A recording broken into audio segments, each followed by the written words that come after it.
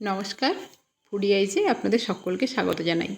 আমার আজকের রেসিপি তালের পাতসিদ্ধ পিঠা বা পাতসিজা পিঠা। এই জন্য আমি এখানে দুটো তাল নিয়ে নিয়েছি। তালটা নেওয়ার সময় অবশ্যই চেষ্টা করবেন এরকম যাতে কালো তাল হয়। এই তালগুলো কিন্তু খেতে খুবই মিষ্টি হয়। এখন আমি এই তালের খোসাগুলোকে ভালোভাবে ছাড়িয়ে নিচ্ছি। সমস্ত খোসাগুলোকে আমি এভাবে ছাড়িয়ে নিয়েছি। এখন এর মধ্যে একটু লবণ আর অল্প একটু জল দিয়ে এগুলোকে ভালোভাবে মেখে নিতে হবে। তারপর কিছুক্ষণের জন্য এটাকে একটু রেস্টে রেখে দিতে হবে। মোটামুটি আধ ঘন্টার জন্য এটাকে কিছুক্ষণের জন্য রেখে দিতে হবে, তাহলে তালের মাড়িটা বের করে নিতে সহজ হবে। এগুলো আমার লবণ মাখানো হয়ে গেছে। এখন এটার মাড়িটা বের করে নেব।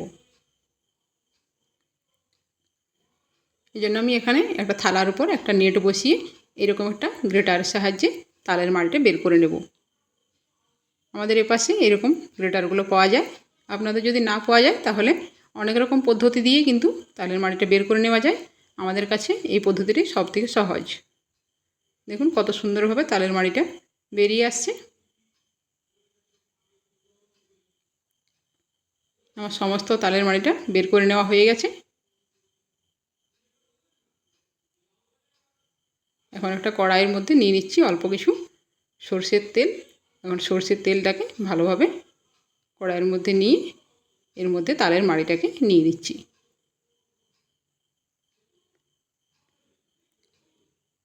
এভাবে একটা নেটের সাহায্যে মাড়িটাকে নিয়ে নিলে তালের মাড়িটা খুব সহজেই কিন্তু বেরিয়ে আসে এবং তালের যে ছিটেগুলো রয়েছে সেগুলো আলাদা হয়ে যায়। এভাবে হাত দিয়ে একটু চেপে চেপে তালের মাড়িটাকে বের করে নিচ্ছি।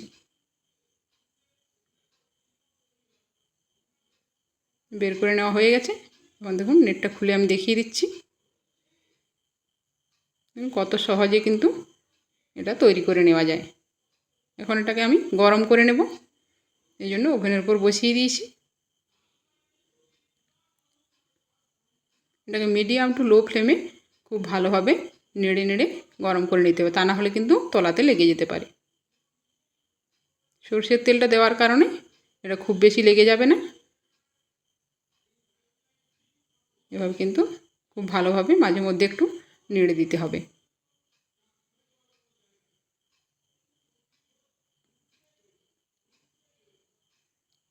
এখন এটা ফোটানো হয়ে গেছে। মাড়িটা আমার ফোটানো হয়ে গেছে। এখন এটাকে ঠান্ডা করার জন্য কিছুক্ষণ রেখে দেবো। ঠান্ডা হয়ে গেছে, দেখুন ঠান্ডা করে নিয়েছি। এখন এর মধ্যে মিশিয়ে নেব চালের গুঁড়ো। আমি একেবারে পুরো চালের গুঁড়োটা দিচ্ছি না, অল্প অল্প করে দিয়ে মেখে নেব। এই চালের গুঁড়োটা আমি আতপ চাল কিছুক্ষণ ভিজিয়ে চালটা জল ঝরিয়ে তারপর মিক্সিতে গুঁড়ো করে নিয়েছি। এখন আরও এক বাটি চালের গুঁড়ো নিয়েছি, সেটাকেও খুব ভালোভাবে এভাবে আস্তে আস্তে করে মিশিয়ে নেব।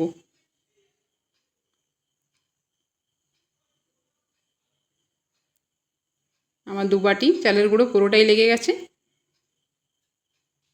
এখন নিয়ে নিচ্ছি এর মধ্যে চিনি আর নিয়ে নিচ্ছি লবণ। চিনি আর লবণটা আপনারা অবশ্যই নিজেদের পরিমাণ বুঝে দেবেন, বা যে যেমন পরিমাণ খান সেই বুঝে দিয়ে দেবেন। এখন এই চিনি লবণটাকেও ভালো করে মেখে নিচ্ছি।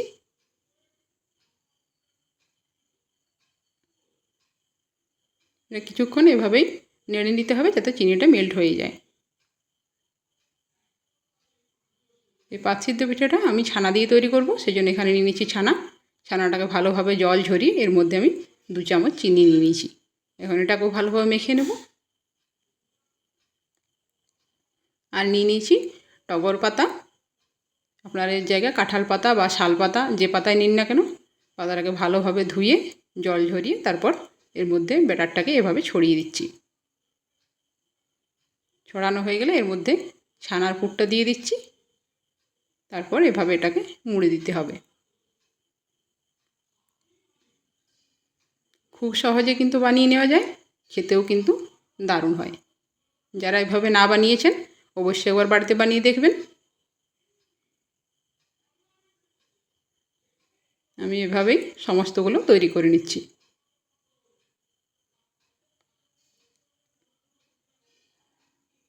আমি আবার একটা বানিয়ে দেখিয়ে দিচ্ছি। খুব বেশি মোটা করে দেওয়া যাবে না, অল্প একটু পাতলাভাবে দিয়ে মাঝ থেকে ছানার পুরটা দিয়ে আলতো হাতে এটাকে চেপে দিতে হবে।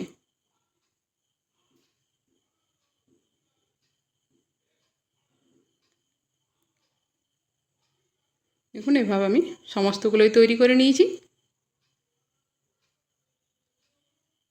এখন একটা কড়াইয়ের মধ্যে জল নিয়েছি, জলটা গরম হয়ে আসলে এর মধ্যে একটা ছিদ্রযুক্ত থালা দিয়ে তারপর এগুলোকে ভালোভাবে বসিয়ে দিচ্ছি। এখন স্টিম দিয়ে এগুলো সেদ্ধ হয়ে যাবে।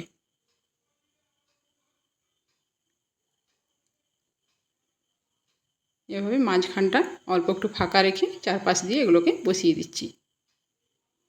আপনারা এটা হাঁড়ির মধ্যেও করে নিতে পারেন, হাঁড়ির ভেতরে একটা স্ট্যান্ড রেখে তারপর এগুলোকে বসিয়েও এগুলো তৈরি করে নিতে পারবেন। এবার উপর থেকে এটাকে ঢেকে দিয়ে এটাকে মিডিয়াম টু হাই ফ্লেমে রেখে এগুলোকে সেদ্ধ করে নিয়েছি। তারপর এগুলো ঠান্ডা হয়ে আসলে আমি এটা খুলে দেখিয়ে দিচ্ছি কতটা সুন্দরভাবে এগুলো তৈরি হয়েছে। দেখুন কি সুন্দর দেখতে লাগছে, দেখতে যেমন সুন্দর খেতেও কিন্তু তেমনই সুন্দর। আমি এটা ঘি দিয়ে পরিবেশন করেছি।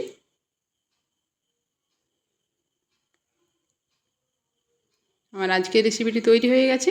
আবারও ফিরে আসবো একটা নতুন রেসিপি নিয়ে। ভালো থাকবেন, সুস্থ থাকবেন এবং পাশে থাকবেন। যদি আপনার ইউটিউব থেকে দেখছেন তাহলে সাবস্ক্রাইব, এবং যদি ফেসবুক থেকে দেখছেন তাহলে ফলো করার অনুরোধ রইল। ধন্যবাদ।